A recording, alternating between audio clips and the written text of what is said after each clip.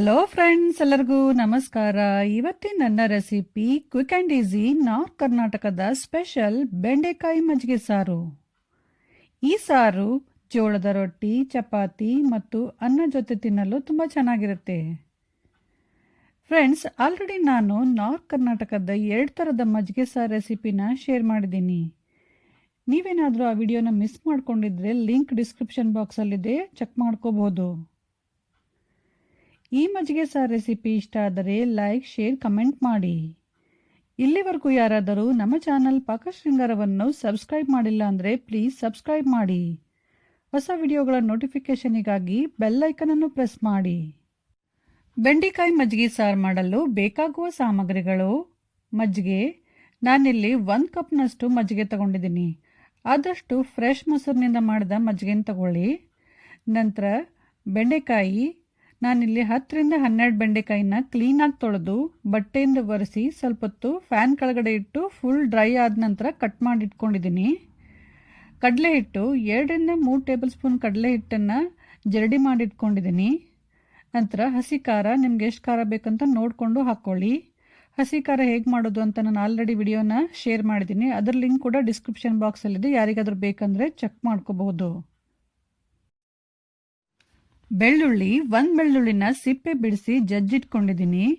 ನಂತರ ಎಣ್ಣೆ, ಸಾಸಿವೆ, ಜೀರಿಗೆ, ಕರಿಬೇವು, ಇಂಗು, ರುಚಿಗೆ ತಕ್ಕಷ್ಟು ಉಪ್ಪು, ಸ್ವಲ್ಪ ಸಕ್ಕರೆ, ಅರಿಶಿನ ಪುಡಿ ಮತ್ತು ಸಣ್ಣದಾಗಿ ಕಟ್ ಮಾಡಿದ ಕೊತ್ತಂಬರಿ ಸೊಪ್ಪು. ಫಸ್ಟು ನೀವು ಯಾವ ಪಾತ್ರೆಯಲ್ಲಿ ಸಾರು ಮಾಡ್ತೀರಾ ಆ ಪಾತ್ರೆಗೆ ಮಜ್ಜಿಗೆ ಹಾಕಿ. ಆಮೇಲೆ ಕಡಲೆ ಹಿಟ್ಟಿಗೆ ಸ್ವಲ್ಪ ನೀರು ಹಾಕಿ ಗಂಟಿಲ್ದಿರೋ ಹಾಗೆ ಚೆನ್ನಾಗಿ ಕಲಸಿ. ಈ ಕಲಸಿದ ಕಡಲೆ ಹಿಟ್ಟನ್ನು ಮಜ್ಜಿಗೆಯಲ್ಲಿ ಹಾಕಿ ನಂತರ ಸ್ವಲ್ಪ ಅರಿಶಿನ ಪುಡಿ ಹಾಕಿ ಇವಾಗ ಗ್ಯಾಸ್ ಆನ್ ಮಾಡಿ. ಗ್ಯಾಸನ್ನು ಸಿಮ್ಮಲ್ಲಿಟ್ಬಿಟ್ಟು ಮಜ್ಜಿಗೆನ ಕಂಟಿನ್ಯೂಸ್ ಆಗಿ ಕೈ ಆಡಿಸ್ತಾ ಇರಿ. ಮಜ್ಜಿಗೆ ಸ್ವಲ್ಪ ಗಟ್ಟಿಯಾಗುವವರೆಗೂ ಇದೇ ಥರ ಕೈ ಆಡಿಸ್ತಾ ಇರಬೇಕು. ಸ್ವಲ್ಪ ಕೈ ಬಿಟ್ಟರು ಕೂಡ ಮಜ್ಜಿಗೆ ಒಡೆದೋಗುತ್ತೆ. ಫ್ರೆಂಡ್ಸ್, ನಾನು ಮಜ್ಜಿಗೆನ ಕುದಿಸ್ತಾ ಇದ್ದು 3 ನಿಮಿಷ ಆಗಿದೆ. ಮಜ್ಜಿಗೆ ಸ್ವಲ್ಪ ಗಟ್ಟಿ ಆಗ್ತಾ ಬರ್ತಾ ಇದೆ. ಸಾರು ಸ್ವಲ್ಪ ತಣ್ಣಗಾದ ನಂತರ ಇನ್ನೂ ಗಟ್ಟಿ ಆಗುತ್ತೆ. ಹಾಗಾಗಿ ಮುಂಚೆನೇ ತುಂಬ ಹೊತ್ತು ಕುದಿಸ್ಬೇಡಿ. ರೊಟ್ಟಿ ಮತ್ತು ಚಪಾತಿ ಜೊತೆ ತಿನ್ನಕ್ಕೆ ಬೇಕಂದ್ರೆ ಸ್ವಲ್ಪ ಗಟ್ಟಿ ಮಾಡ್ಕೊಳ್ಳಿ. ಅನ್ನಕ್ಕೆ ಬೇಕಂದ್ರೆ ಸ್ವಲ್ಪ ತಿಳಿ ಮಾಡಿ. ಈಗ ಮಜ್ಜಿಗೆ ಚೆನ್ನಾಗಿ ಕುದ್ದಿದೆ. ಇವಾಗ ಗ್ಯಾಸ್ ಆಫ್ ಮಾಡಿ ಇದರಲ್ಲಿ ರುಚಿಗೆ ತಕ್ಕಷ್ಟು ಉಪ್ಪು, ಸ್ವಲ್ಪ ಸಕ್ಕರೆ ಮತ್ತು ಕಟ್ ಮಾಡಿದ ಕೊತ್ತಂಬರಿ ಸೊಪ್ಪು ಹಾಕಿ ಚೆನ್ನಾಗಿ ಮಿಕ್ಸ್ ಮಾಡಿ. ಇದು ಸ್ವಲ್ಪ ತಣ್ಣಗಾಗುವವರೆಗೂ ಸೈಡಿಗೆ ಎತ್ತಿಡಿ.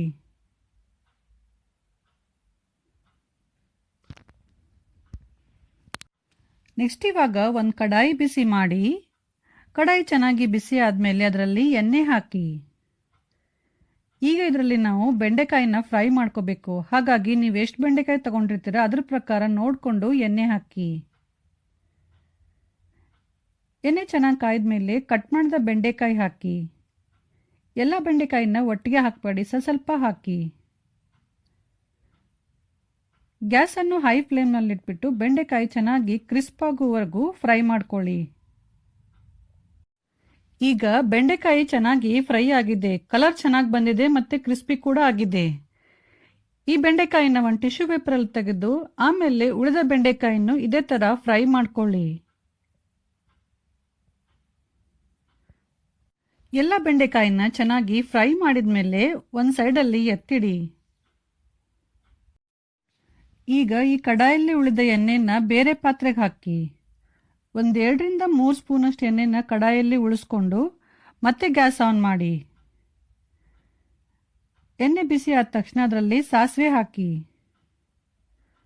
ಸಾಸಿವೆ ಸ್ವಲ್ಪ ಸಿಡಿದ ನಂತರ ಜೀರಿಗೆ ಹಾಕಿ. ಆಮೇಲೆ ಕರಿಬೇವು, ಇಂಗು ಮತ್ತು ಜಜ್ಜಿದ ಬೆಳ್ಳುಳ್ಳಿ ಹಾಕಿ ಸ್ವಲ್ಪ ಹುರಿಯಿರಿ.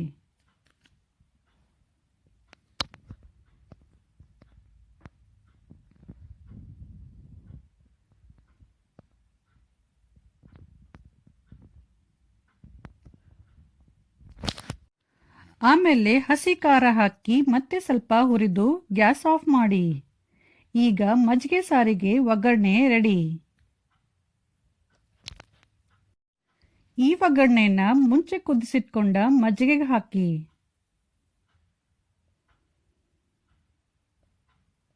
ಆಮೇಲೆ ಫ್ರೈ ಮಾಡಿಟ್ಕೊಂಡ ಬೆಂಡೆಕಾಯಿ ಹಾಕಿ ಚೆನ್ನಾಗಿ ಮಿಕ್ಸ್ ಮಾಡಿ.